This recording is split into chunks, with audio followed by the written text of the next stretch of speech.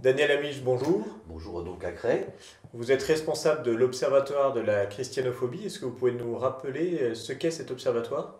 Ah oui, bah, c'est un observatoire, comme son nom l'indique, qui a été créé en 2010. Donc on est dans la huitième, rentré dans la neuvième année d'existence de ce blog. C'est un blog dont le but est de recenser les actes de christianophobie qui se perpètrent en France et dans le monde. Ils sont très nombreux, ça veut dire que c'est nous faisons des articles tous les jours, plusieurs articles tous les jours. Alors, ce sont les sujets français, évidemment, ce qui sont ceux qui intéresseront peut-être plus directement les lecteurs de l'Homme Nouveau et puis les téléspectateurs de notre chaîne de télévision, mais également nous traitons de la christianophobie dans le monde entier. Dieu sait si c'est un phénomène tout à fait récurrent. Et alors, qu'est-ce que vous appelez christianophobie? Tous les actes qui sont commis contre les chrétiens, c'est-à-dire leurs bâtiments, les églises, les chapelles, leurs lieux de culte, leurs lieux de dévotion, leurs cimetières, les personnes, etc. On traite, dans l'Observatoire de la christianophobie, on traite aussi des actes de malveillance envers les chrétiens dans les médias, mais dans ce que nous appelons nous nos synthèses mensuelles, une synthèse mensuelle des actes pour avoir des statistiques intéressantes sur les tendances, les grosses tendances lourdes. Là, nous ne reprenons pas ce genre d'activités qui sont trop nombreuses, on ne le fait pas. Et alors justement, vous nous parlez de statistiques. Est-ce que vous pouvez nous donner les chiffres, les statistiques de ce début d'année, même si l'année est déjà très très bien Oui, alors engagée? c'est tout à fait vrai. Là, on est en octobre. Bon. Mais les dernières synthèses que nous avons produites est celle qui porte sur le mois d'août 2018. Alors, je dis tout de suite que nous sommes en fait deux organismes à traiter de cette affaire en France. Il y a le modeste Observatoire de la christianophobie, qu'on fait entièrement avec nos 10 doigts, et puis il y a le ministère de l'Intérieur, qui fait aussi des statistiques annuelles. En fait, elles sont annuelles. La question du ministère de l'Intérieur, c'est qu'il donne beaucoup plus d'actes de christianophobie en France que nous, parce que nous n'avons pas les mêmes moyens d'investigation que comme le ministère de l'Intérieur, qui ont les retours de la gendarmerie, de la police, etc., ce que nous n'avons pas toujours, ça arrive, mais pas toujours. Mais par contre, ce que je leur reproche, j'aurais déjà reproché d'ailleurs, mais enfin, ils n'ont pas tenu compte, c'est qu'il n'y a pas de typologie. C'est-à-dire, c'est des gros paquets, hein, alors, les églises et les cimetières. Bon, alors pour eux, voilà, c'est ce qui se passe dans les églises, dans les cimetières. Mais alors, vous savez, si sur le mur d'une église on met à Balacalote à la craie, c'est pas bien, c'est quand même un acte christianophobe, de faible intensité. Surtout que de mettre le feu dans une église, ce qui se produit quand même assez souvent, comme on va le voir tout à l'heure dans les statistiques du mois d'août et les statistiques des 8 premiers mois de l'année. Et puis en même temps, je ne sais pas pourquoi, alors là c'est un gros mystère, ils incorporent également dans leurs statistiques les dégradations ou actes de vandalisme sur les monuments aux morts. Alors ça, j'avoue que je ne vois pas trop bien qu'est-ce que ça a à voir avec la christianophobie.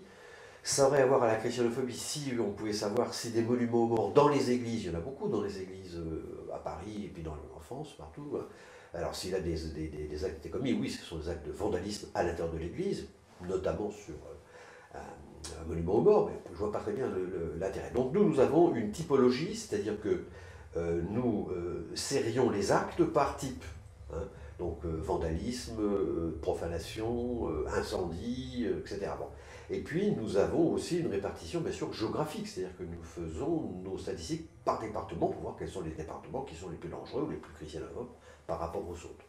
Alors si vous voulez avoir un premier chiffre pour le mois d'août, nous avons enregistré avec nos moyens, hein, qui sont des moyens faibles. Nos moyens, ils viennent d'où? Ils viennent pas pas contact direct avec le Saint-Esprit sur ces questions. Ils viennent à la fois des signalements que nous font nos lecteurs, plus il y a de lecteurs, plus il y a de signalements, c'est un peu arithmétique, hein. Et puis également de l'ensemble des signalements que nos moteurs de recherche nous permettent de trouver dans la presse locale, car la presse locale est un grand pourvoyeur d'informations sur la christianophobie. Donc pour le mois d'août, nous avons enregistré 27 actes de christianophobie majeurs, ce sont des actes majeurs, hein. Bon, pas des petites choses, c'est des actes majeurs. Ce qui est beaucoup plus important que le mois précédent, mais ce n'est pas le plus fort mois de l'année, puisqu'on a eu 3 mois qui ont dépassé les 30 cas, c'est-à-dire plus d'un par jour, c'est quand même énorme. Bon. Et ce qui est intéressant de voir aussi, c'est la comparaison avec le mois précédent, puisqu'on a eu quand même une augmentation très sensible. On avait enregistré que 16 actes de christianophobie en juillet. Oui, c'est un mois calme, juillet. Je ne sais pas pourquoi les gens sont sur les plages. Enfin, ils pensent moins à faire des méchancetés. Ce qui est quand même une petite augmentation de 69%, ce qui est quand même énorme. Maintenant, si on voit les actes de christianophobie, je ne devrais pas rire parce que c'est un sujet sérieux, mais vraiment, bon, quand on sait, c'est effrayant. Mais quand on compare les 8 premiers mois de cette année 2018 par rapport à la période de référence, qui sont les 8 premiers mois de l'année 2017, on s'aperçoit quand même qu'il y a une énorme différence de quantité, puisque nous en sommes déjà pour les 8 premiers mois de l'année à 210 actes graves de christianophobie. Ça va de vandalisme grave, vol grave, profanation, incendie.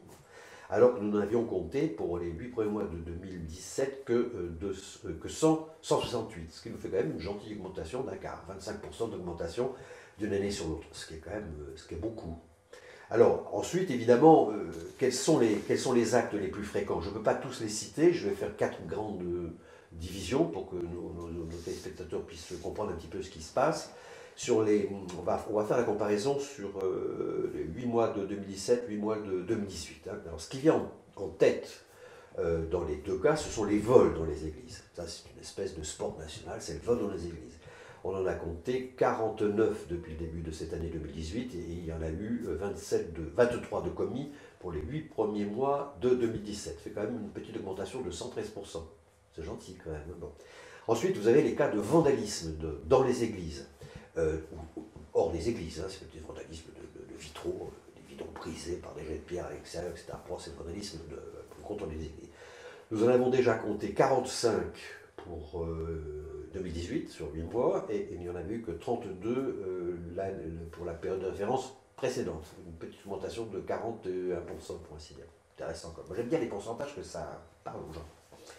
Alors par contre, les églises profanées. Alors, profanées, c'est-à-dire quand il y a eu les profanations de l'autel, profanations du tabernacle, etc. Ça, c'est les profanations. Bon. On en a compté déjà 28 pour les 8 premiers mois de cette année, et il n'y en avait eu que 13 pour les 8 premiers mois de l'année précédente, des 8 mois précédents, 2017. C'est quand même plus qu'un par mois, quand même. Bon. Et là, c'est une petite augmentation de 69%, puis on arrive à l'échelle. Boum. Par contre, il y a un léger mieux sur les incendies d'églises, car figurez-vous, il y a des gens qui mettent le feu aux églises en France.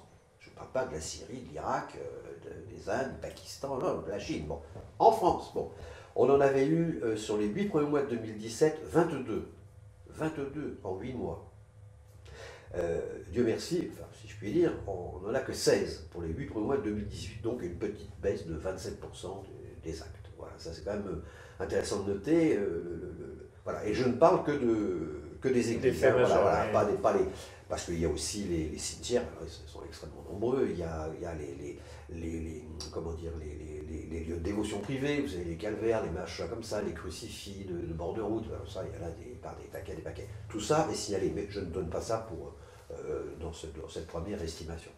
Alors, ce qui est intéressant de voir aussi, c'est de savoir quels ont été les départements les plus christianophobes, entre guillemets, pour ces 8 premiers mois de l'année. Bon, ben, c'est très curieux, parce qu'on ne s'attendait pas à ça, c'est la Saône-et-Loire qui arrive en tête avec 8 cas sur 8 mois. C'est un par mois, quand même, c'est intéressant.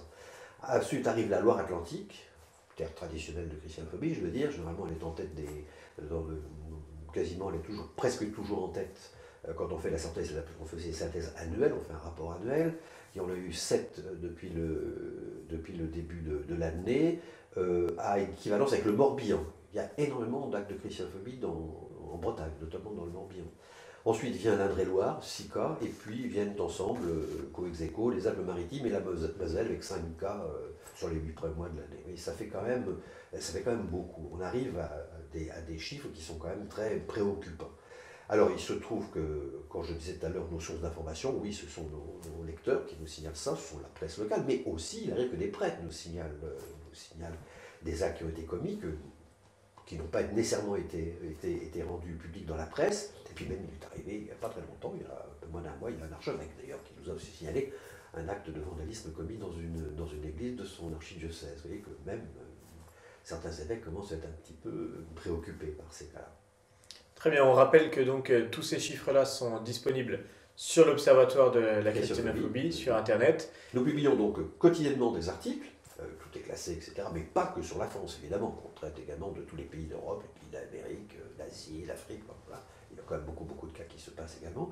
Et puis nous produisons pour chaque mois de l'année une synthèse mensuelle, avec des chiffres compilés, à la fois par le nombre de départements, et puis ensuite par typologie. Donc c'est très important, on voit les chiffres croître.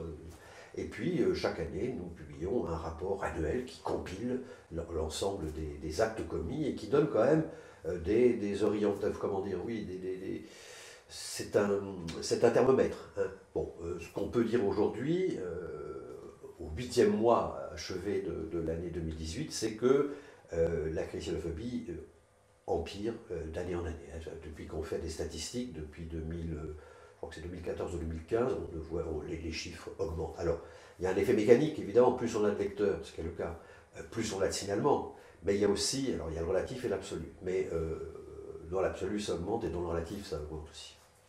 Très bien, merci beaucoup. Merci de m'avoir reçu.